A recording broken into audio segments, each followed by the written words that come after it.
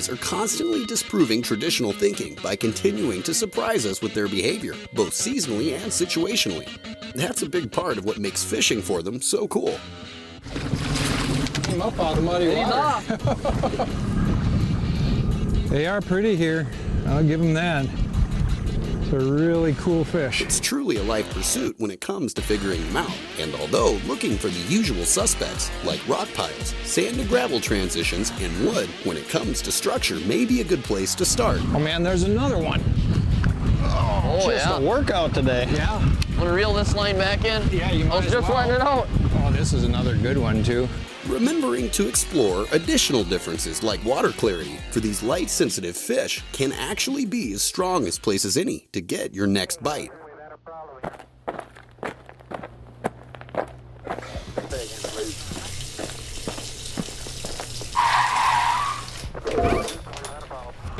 There we go. We got some weight to them. Oh, yeah.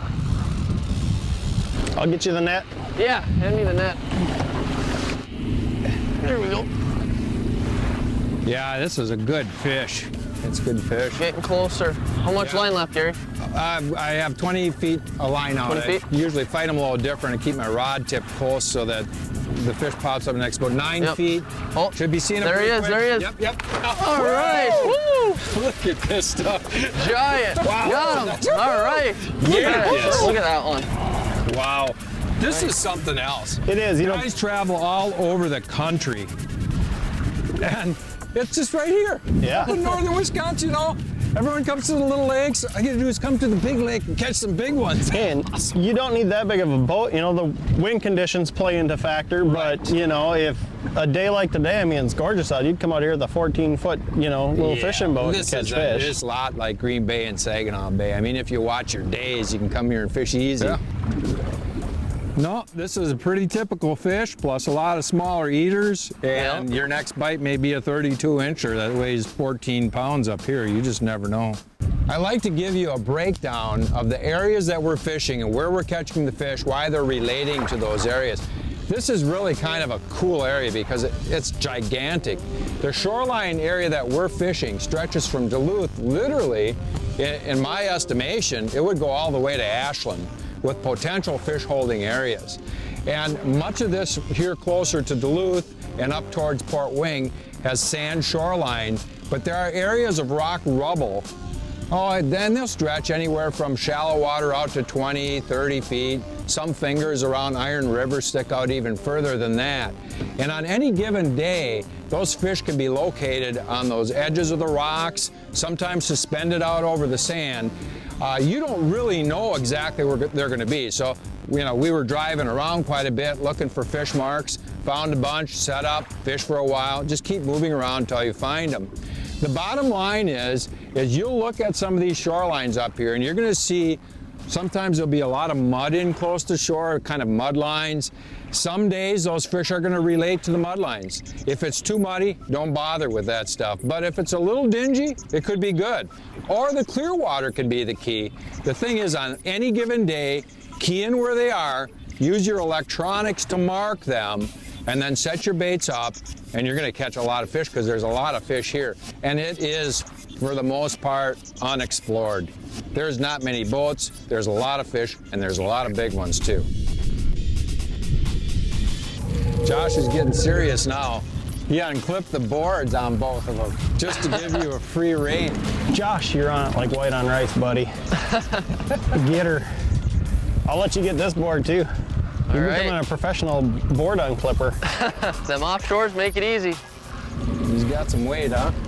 Yeah, it's a nice fish. Tell you the way he bit, he just was really aggressive. I'm bring him in, he'd be a big brown trout. Hold on. I'm trying. Got her. All right. Get Perfect. the net. I got 67 feet to go. All right. We had this one out at 100, so. Yeah, it's been out how long? About 2 minutes? 2 at the most. Yeah, I'm gonna put it in gear again, Chris. Yep.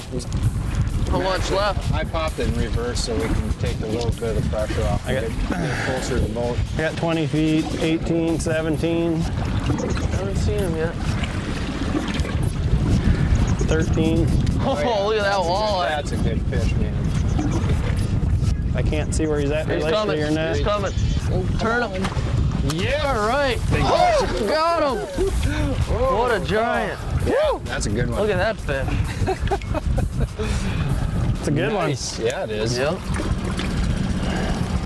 I'm the little guy. Yep. You need a pliers, Josh? Yeah, I'm gonna need the players.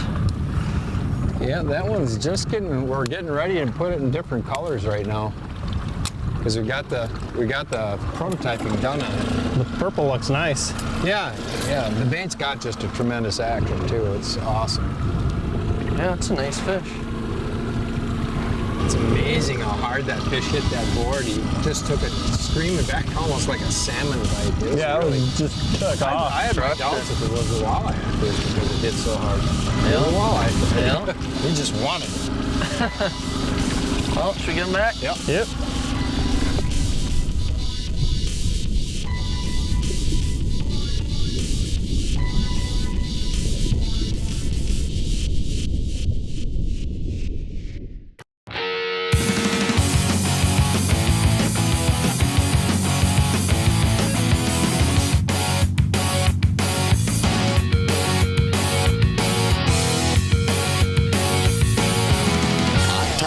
Leading information on tackle and techniques to make you a better fisherman. Presented by Mercury. Polarized glasses are extremely important when it comes to musky fishing or any type of fishing really, and these Strike King sunglasses are awesome. It's premium polarization, 11 different layers. You've got hydrophobic lenses on the inside and outside, and essentially what that means is when the water hits it, it runs off. Bi-gradient mirror shields, both top and bottom, and what that does is it prevents reflective light from getting in from the top or the bottom. But of course the important thing really is that you're using these as a tool to see fish. And with musky fishing, it's extremely important. I'll call it sight fishing, but it isn't sight fishing in the normal sense where you're trying to find the fish and cast to it. That happens, but with muskies it's so important to be able to see that fish coming. It doesn't matter if it's way out there on the retrieve or right by the side of the boat when you're doing the figure 8 deal. When you got a fish that loves to follow that much and often needs to be triggered, it's so important to be able to see that fish coming. Any advantage you've got to know that fish is there and then react properly, again, with either a triggering move while you're still out on the retrieve or at the side of the boat knowing it's coming, so you're going into that figure 8 properly and really concentrating. It is extremely important, and it protects your eyes. Besides that, UVA, UVB rays, it's just a tremendous product to help you catch more muskies.